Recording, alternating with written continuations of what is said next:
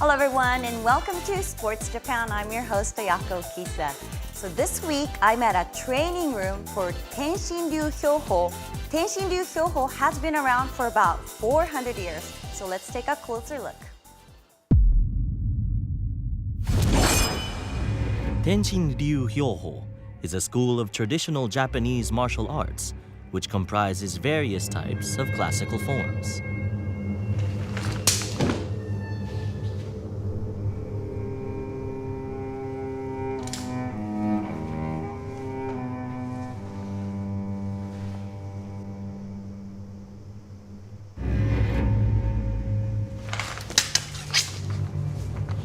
Today, we are going to focus on its style of Battojutsu, or the art of drawing the sword.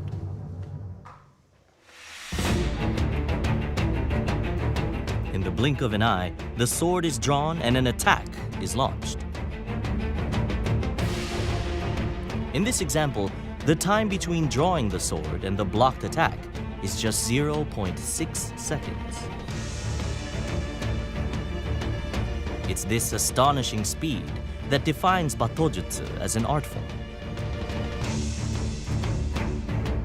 Kuami Masakumo, the 10th Grandmaster of the Tenshinryu Hyouho school, is going to demonstrate some of Battojutsu's refined skills. So what kind of swordsmanship is Battojutsu? Basically speaking, the sword is always carried in its sheath and cannot be wielded against an opponent instantly.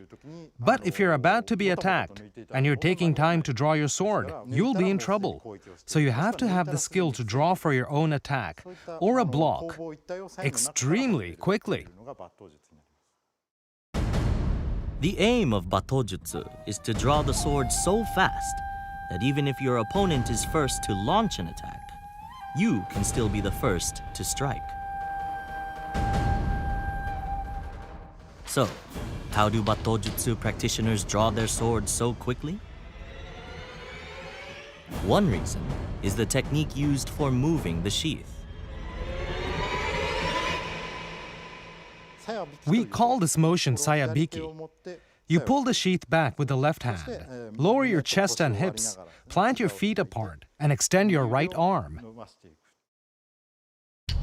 The secret to drawing the sheath back quickly is to imagine cutting across your abdomen with the little finger of your left hand. Harnessing the backward pull of the sheath to help propel the right hand out in the opposite direction is the key to drawing the sword out in a virtually straight line.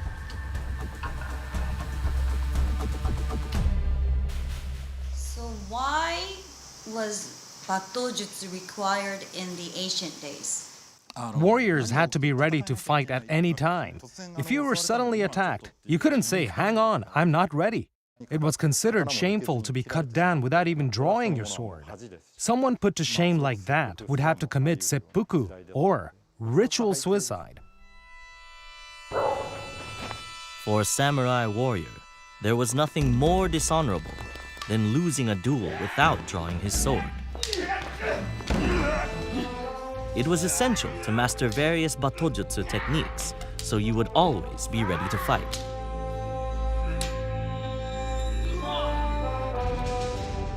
Battojutsu is one of the martial arts included in Tenshinryu Hyouho, which emerged around 400 years ago.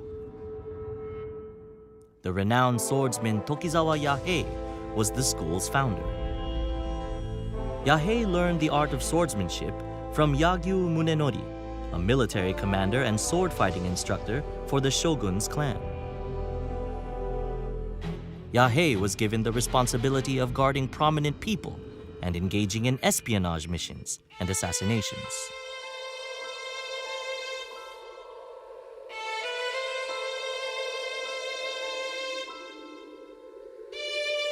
He was eventually tasked with systematically organizing the more than 200 sword fighting techniques developed by his master Munenori.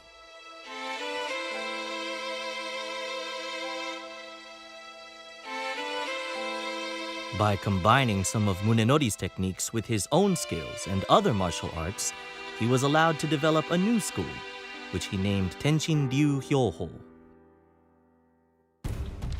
Masakumo sensei continues the school's traditions, together with 70 students.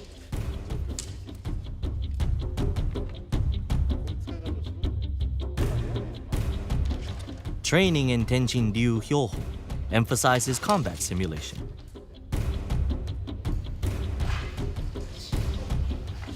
All practice sessions require a sword. Although they are replicas, they can still cause injury if not handled properly.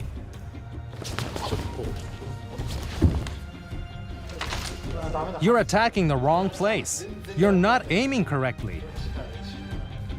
Doing it that way won't help. Wrong again. Each drawing technique is designed to enable immediate attack at any time.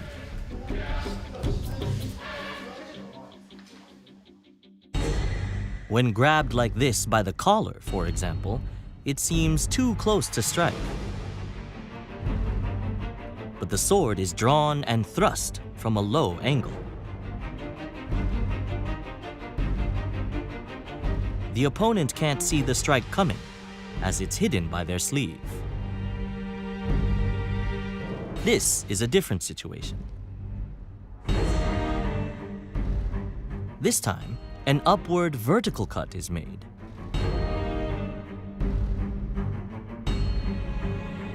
Here, the opponents imagine they are in a narrow alleyway with walls on both sides.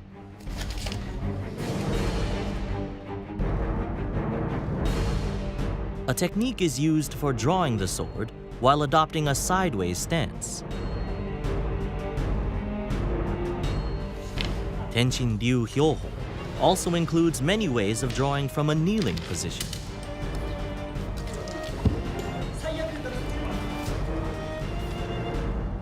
Altogether, there are 108 different sword drawing techniques.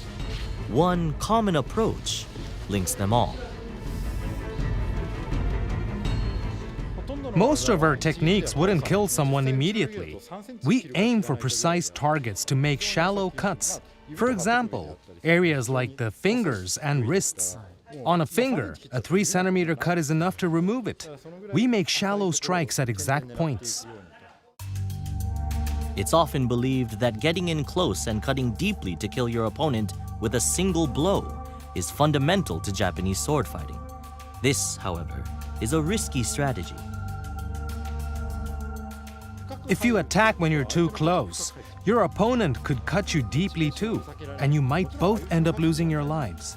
Of course, you must be prepared to trade blows, but you don't want to throw your life away cheaply. There are also various techniques in Tenshinryu Hyouho for reacting when you are caught by surprise.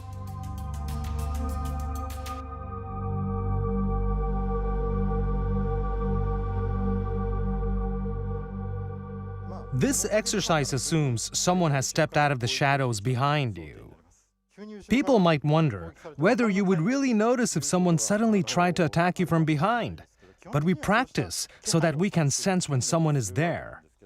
We also train to listen out for any suspect movements, so you can move away from the attacker's approach. This gives you the space to retaliate. This technique is called the mikage gaeshi.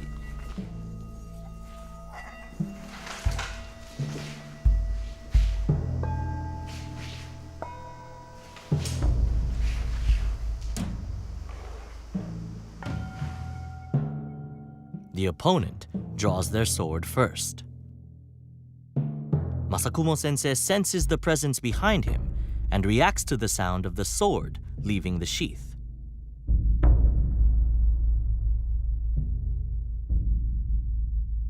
Tenshinryu Hyouho has multiple fail-safes built into the various techniques.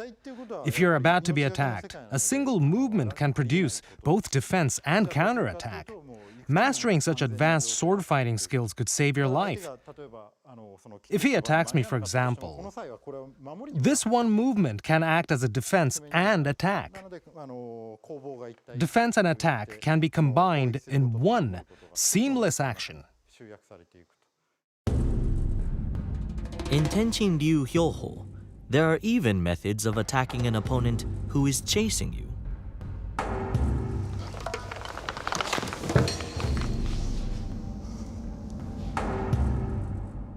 The key is to maintain an awareness of what's happening behind you as you are running, in order to find the perfect time to strike.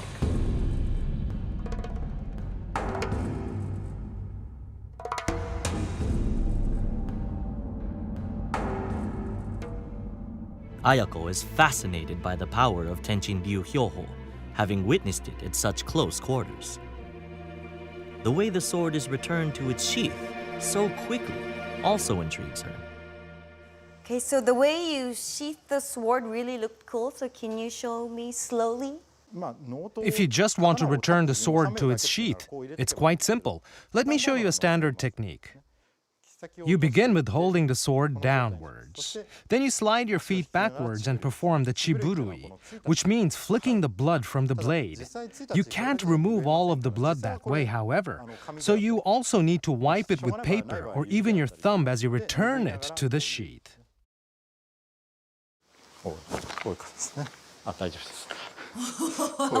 Scary. The chiburui is always performed before sheathing the sword. Leaving blood on the blade can blunt it and reduce its life. As with drawing, there are various ways of sheathing a sword in Tenshinryu Hyouho, and each one has a particular significance. Sometimes you twirl the sword like this before sheathing it. You might wonder why we would need to spin the blade around, but it helps improve dexterity. It's a form of training for working on your te-no-uchi. Te-no-uchi refers to the skill of gripping the sword and turning the wrist.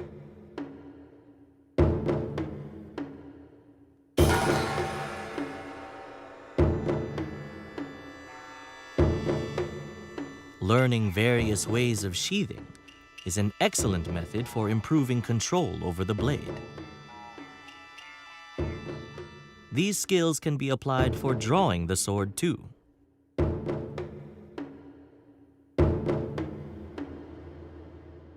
If you draw your sword in the usual way, the sharp edge faces your opponent, so we sometimes twist the sword around. How did you do that? The sword is flipped so that the mine, or blunt edge of the blade, is facing the opponent. If you grip the hilt sequentially, using the ring finger, little finger, middle finger, and index finger, the sword rotates like this. You do this instantly as you draw the sword. But what reason would a warrior have for attacking using the sword's blunt edge? It lies in Tenshinryu Hyouho's founding philosophy. The skills, methods, and philosophy of Tenshinryu Hyouho, particularly the sword drawing skills, are all deeply infused with Yagyu Munenori's concept of katsujin-ken. Katsujin-ken is fundamental to our beliefs. Japan's Warring States period was a long era of conflict, which began over 500 years ago. To survive in battle, warriors developed numerous weapon skills and martial arts, which were polished through actual combat.